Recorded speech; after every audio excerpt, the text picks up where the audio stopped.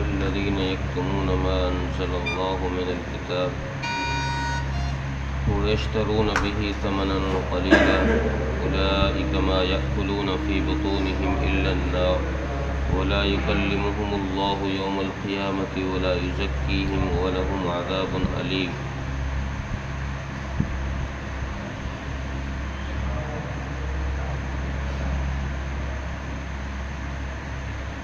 پچھلی آیتوں میں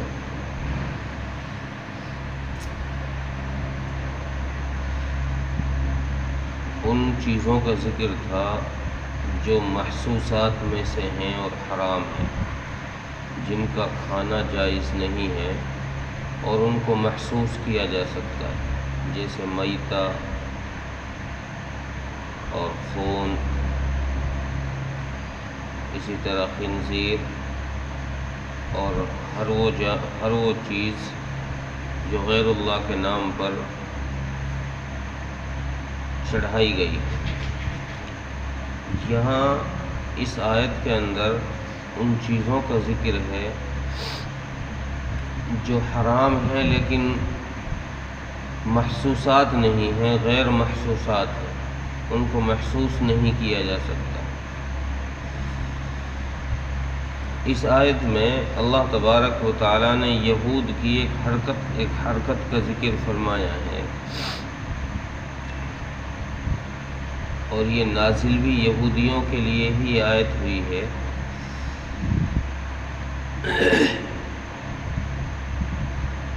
نبی اکرم صلی اللہ علیہ وسلم کی بہت ساری صفات کو اللہ تبارک و تعالیٰ نے کتب سابقہ کے اندر نازل فرمایا، بیان فرمایا۔ اسی طرح تورات کے اندر بھی نبی اکرم صلی اللہ علیہ وسلم کی بہت ساری صفات بیان کی گئی۔ تو ان یہودیوں کے جو سردار تھے، ان کے جو عالم تھے، وہ اپنی عوام سے یہ کہا کرتے تھے کہ آخری نبی وہ ہم میں ہی ہوگا، آخری جو نبی ہوگا وہ بنی اسرائیل میں ہی پیدا ہوگا، اور آپ صلی اللہ علیہ وسلم کے متعلق جو چیزیں تورات کے اندر تھی وہ یہ چھپایا کرتے تھے، ان کو بتایا نہیں کرتے تھے، اور ان سے کچھ مال وغیرہ بھی لیتے، ہدیہ وغیرہ لیتے، پھر ان کو کوئی بات بتاتے۔ تو ان یہودیوں کی یہ حرکت جب چلتی رہی اور نبی اکرم صلی اللہ علیہ وسلم کا ظہور ہو گیا، آپ دنیا میں تشریف لے آئے اور آپ نے نبوت کا اعلان کیا، اور جو صفات اس آخری نبی کی تورات کے اندر بیان کی گئی تھی، جن کے متعلق یہود کے علماء یہ کہتے تھے کہ یہ ان صفتوں والا نبی وہ بنی اسرائیل میں ہی پیدا ہوگا، وہ جب ساری صفتیں نبی اکرم صلی اللہ علیہ وسلم میں ظاہر ہونے لگی اور عوام کو دیکھنے لگا کہ جو صفات تورات کے اندر بیان کی گئی ہیں وہ تو اس نبی میں ہیں جو قریش میں پیدا ہوا ہے، تو وہ لوگ ان سے ہٹتے رہے اور ان کو وہ مال ملنا بند ہو گیا، جو ان کو وہ ہدیہ دیا کرتے تھے، جو ان کو مال و متاع دیا کرتے تھے، وہ ملنا ان کو بند ہو گیا۔ ان یہودیوں نے اسی ڈر کی وجہ سے کہ کہیں ہمارے پاس مال آنا بند نہ ہو جائے، اسی ڈر کی وجہ سے ان کو وہ صفات نہیں بتائی تھی، اور وہی ڈر اب ظاہر ہو گیا، چونکہ نبی اکرم صلی اللہ علیہ وسلم کی جو صفات تورات کے اندر بتائی جا رہی ہیں وہ آپ صلی اللہ علیہ وسلم میں ظاہر ہو رہی ہیں، اور آپ صلی اللہ علیہ وسلم قریش کے اندر پیدا ہوئے ہیں، تو یہ یہودی اپنی بات میں جھوٹے ہو گئے۔ اور اسی طریقے سے تورات کے اندر انہوں نے ہر اس چیز کو جو ان کے خلاف تھی اس میں تبدیلی کر ڈالی، ترمیم کر ڈالی اور اس کو بدل ڈالا، اور لوگ جب ان سے کوئی مسئلہ پوچھنے آتے تو جو مسئلہ جو بات اپنے موافق ہوتی، جس میں اپنا کوئی مفاد ہوتا، اس بات کو یہ بتا دیتے، اور جس بات کے اندر نقصان تھا یا کوئی وعید ہوتی اللہ کی طرف سے، اس کو یہ چھپا لیتے۔ یہ ان کا حیلہ چلتا رہا۔ اللہ تبارک و تعالیٰ نے اسی کو اس آیت کے اندر بیان فرمایا کہ یہ مال جو یہ اس طریقے سے حاصل کر رہے ہیں، جھوٹ بول کر کے اور نبی اکرم صلی اللہ علیہ وسلم کی اوصاف کو چھپا کر کے جو مال یہ حاصل کر رہے ہیں، یہ دیکھنے میں مال ہے اور یہ اس کو حلال سمجھ رہے ہیں، حقیقت میں یہ مال نہیں ہے، یہ حقیقت میں جہنم کی آگ ہے جس کو یہ اپنے پیٹ کے اندر بھر رہے ہیں۔ اسی طریقے سے اللہ تبارک و تعالیٰ نے ہر اس مال کو جو ظلماً ہڑپ کیا جائے، جیسے قرآن کریم میں یتیموں کے مال کے متعلق اللہ نے فرمایا کہ جو شخص یتیموں کا مال ظلماً کھائے وہ گویا اپنے پیٹ میں جہنم کی آگ کھا رہا ہے۔ یہاں النار سے مراد، بعض مفسرین نے تو کہا ہے کہ النار سے مراد یہاں جہنم کا عذاب ہے، کہ جو یہ مال اپنے پیٹ میں کھا رہے ہیں، اس کے بدلے میں یہ جہنم میں جائیں گے، ان کو سزا دی جائے گی، آگ دی جائے گی، آگ میں ان کو جلایا جائے گا۔ بعض نے کہا ہے کہ یہاں فی بطونہم الا النار کا مطلب یہ ہے کہ ان کو جو سزا دی جائے گی وہ یہ ہوگی کہ ان کو آگ کے ہی لقمے بنا بنا کے کھلائے جائیں گے۔ اس کی وجہ سے، اس مال حرام کی وجہ سے ان کے پیٹ میں جو کھانا پہنچے گا وہ جہنم کی آگ کا لقمہ ہی ہوگا اور ان کو وہی کھلایا جائے گا۔ اور یہ مسئلہ صرف یہود کے لیے نہیں ہے، مفسرین لکھتے ہیں کہ ولا یشتروا بہ ثمنا قلیلا، کہ جو اللہ کی نازل کی ہوئی کتاب میں سے حق بات چھپا کر کسی سے کوئی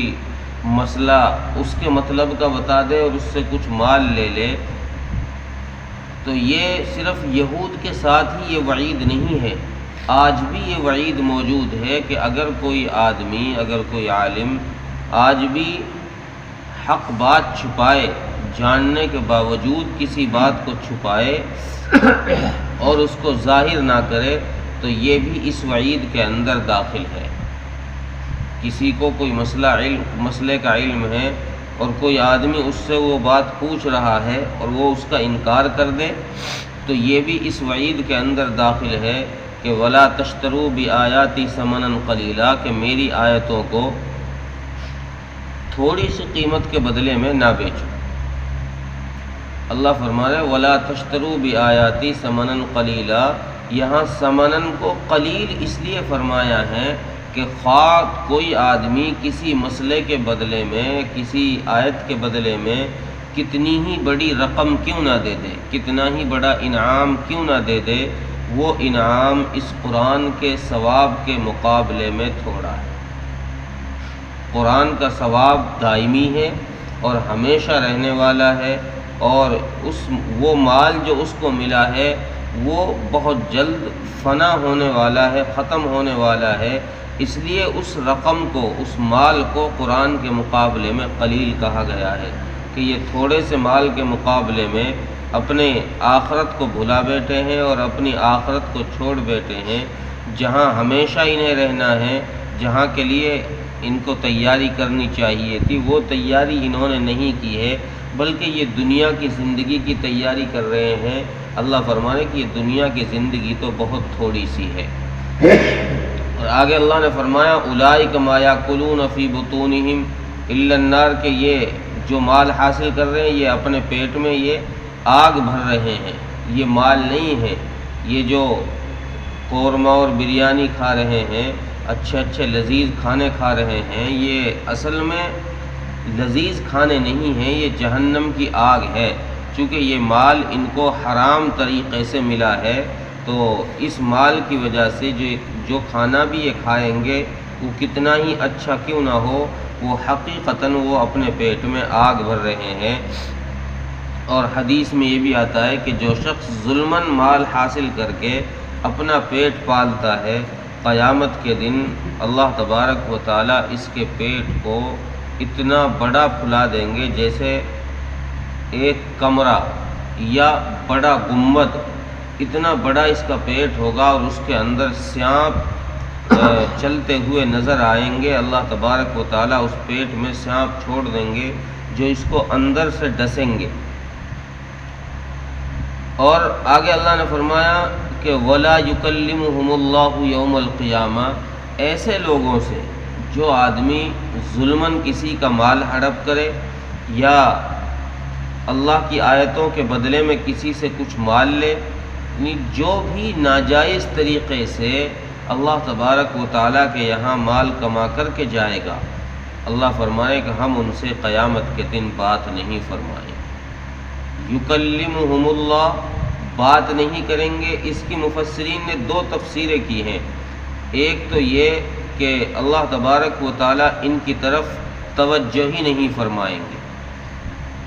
ان کی طرف دھیان ہی نہیں دیں گے کہ یہ بھی ان سے بھی کوئی معاملہ ہوا ہے، ان سے بھی کوئی بات پوچھنی ہے، نہیں، ان کی طرف دھیان ہی نہیں دیا جائے گا۔ دوسری تفسیر یہ فرمائی ہے کہ یکلمہم اللہ سے مراد ہے کہ اللہ تبارک و تعالیٰ پیار سے بات نہیں کریں گے، ان سے پیار سے بات نہیں کریں گے۔ قیامت کے دن ان کے ساتھ سختی کا معاملہ کیا جائے گا۔ ایک ہے نا کسی آدمی سے پیار سے پوچھنا کہ بھئی یہ غلطی تو نے کیوں کر دی، ایسا کام تو نے کیوں کیا، اور ایک ہے کہ اسی آدمی سے دھمکا کر ڈرا کر سختی کے ساتھ پوچھنا۔ اللہ مفسرین فرماتے ہیں کہ اللہ تبارک و تعالیٰ ان ایسے لوگوں سے جو یہ غلط کام کرتے ہیں، ناجائز طریقے سے مال حاصل کرتے ہیں، ان سے قیامت کے دن اللہ ایسی ہی سختی کے ساتھ پیش آئیں گے۔ اور حدیث میں آتا ہے کہ 3 شخص ایسے ہیں جن سے اللہ قیامت کے دن بات نہیں فرمائیں گے۔ 3 آدمیوں سے اللہ تبارک و تعالیٰ بات نہیں فرمائیں گے قیامت کے دن، کلام نہیں کریں گے۔ ان میں سے ایک تو بوڑھا زانی، بوڑھا مرد ہو اور پھر بڑھاپے کے عالم میں بھی وہ زنا کرتا ہو، ایسے شخص سے اللہ تبارک و تعالیٰ قیامت کے دن کلام نہیں فرمائیں گے، بات نہیں فرمائیں گے، توجہ ہی نہیں دیں گے۔ اور دوسرا جھوٹا بادشاہ، حکمران ہو اور جھوٹ بولتا ہو، اس سے بھی اللہ تبارک و تعالیٰ کلام نہیں فرمائیں گے۔ اور تیسرا متکبر فقیر ہے، بھوکا مر رہا ہے اور پھر بھی تکبر میں چور ہو رہا ہے، پھر بھی اس کی چال میں، اس کے اخلاق میں، اس کے اعمال میں تکبر بھرا ہوا ہے۔ تو اللہ کے نبی صلی اللہ علیہ وسلم فرمایا کہ یہ 3 شخص ہیں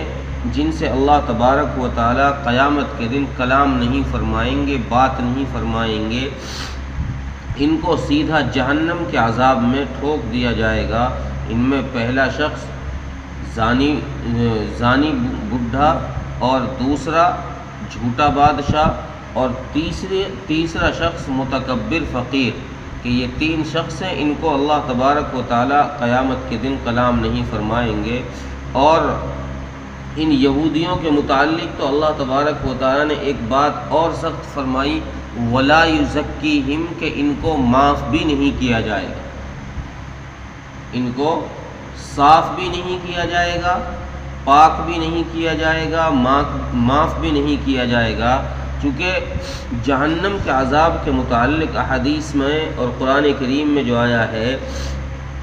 کہ جہنم کا عذاب جب مومنوں کو دیا جائے گا، کوئی مومن اگر کسی گناہ کی وجہ سے جہنم میں چلا گیا، جہنم کے عذاب کا مستحق ہو گیا، تو اس مومن کو اس لیے سزا دی جائے گی تاکہ اس کو اس گناہ کے وبا سے، اس گناہ کی گندگی سے اس کو پاک کیا جائے۔ جو ہی یہ پاک ہو جائے گا، اللہ تبارک و تعالی جہنم سے اس کو نکال لیں گے۔ کیونکہ حدیث میں آتا ہے کہ بہت سارے جنتی ایسے ہوں گے کہ جن کو سب سے لاسٹ میں جہنم سے نکالا جائے گا اور وہ جہنم میں جل کر کے کوئلہ ہو چکے ہوں گے۔ اللہ تبارک و تعالیٰ ان کو وہاں سے نکالیں گے اور پھر جنت میں جو آب حیات ہے اس نہر کے اندر ان کو ڈالا جائے گا، پھر اس کے بعد ان کو جنت کے اندر پہنچایا جائے گا اور ان کے پاس ان کے گلے میں ایک ایسی نشانی ہوگی جس سے یہ پتہ چل جائے گا کہ یہ لوگ جہنم میں ہو کر کے آئے، یعنی ان کا تزکیہ کیا گیا ہے، ان کی صفائی کی گئی ہے۔ گناہوں سے جو گندگی انسان پر چھا جاتی ہے، جہنم کی عذاب سے اس گندگی کو دھویا جاتا ہے، اس گندگی کو ہٹایا جاتا ہے۔ اللہ فرمائے کہ ان پہ اتنی گندگی چھا گئی ہے، انہوں نے ہماری آیتوں میں تبدیلی کی، ہماری آیتوں کو چھپایا، اور وہ بھی دنیا کے تھوڑے سے مال کے عوض میں، دنیا کی قلیل قیمت کے عوض میں انہوں نے ہماری آیتوں کو چھپایا۔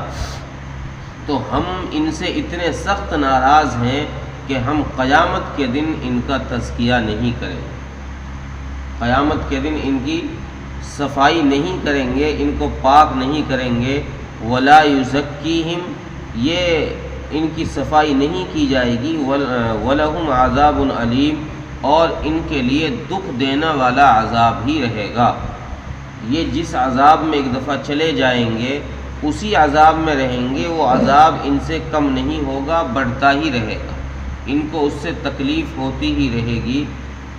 جہنم کے عذاب سے برخلاف مومنین کے، کہ مومنین سے اللہ تبارک و تعالیٰ اس عذاب کو ہلکا کر دیتے ہیں، اور پھر جو ہی اس کی صفائی ہو جاتی ہے اللہ تبارک و تعالیٰ اس سے ان کو باہر نکال دیتے ہیں۔ مومنین کو جہنم سے باہر نکال دیا جاتا ہے، لیکن ان یہودیوں کے متعلق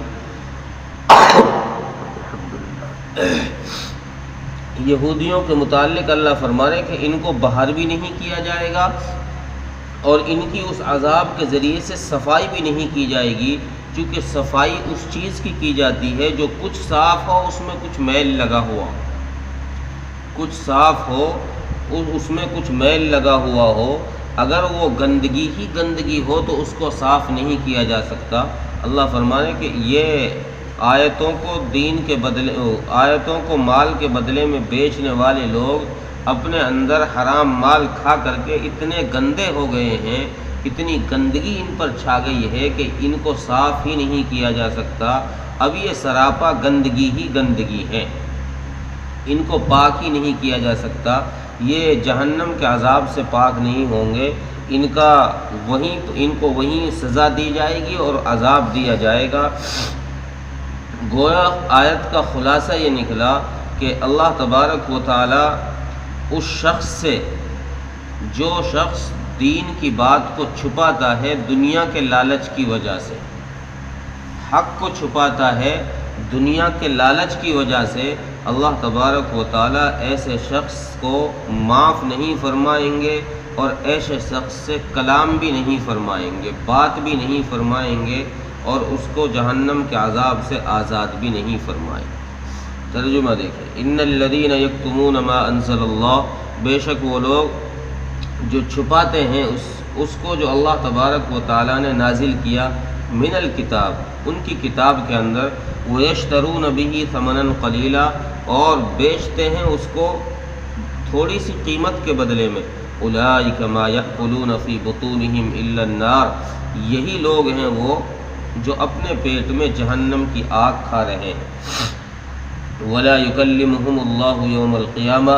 اللہ تبارک و تعالیٰ ایسے لوگوں سے قیامت کے دن بات نہیں فرمائیں گے۔ ولا یزکیہم، اور نہ ان کی صفائی کی جائے گی۔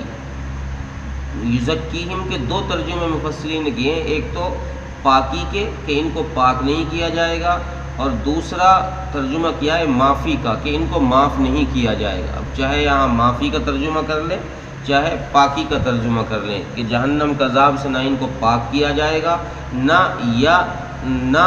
جہنم سے بچا کر ان کو معاف کیا جائے گا کہ جہنم میں نہ ڈالا جائے۔ ولا یزکیہم، کہ ان کو نہ معاف کیا جائے گا۔ وَلَهُمْ عَذَابٌ علیم، اور ان کے لیے دکھ دینے والا عذاب ہوگا۔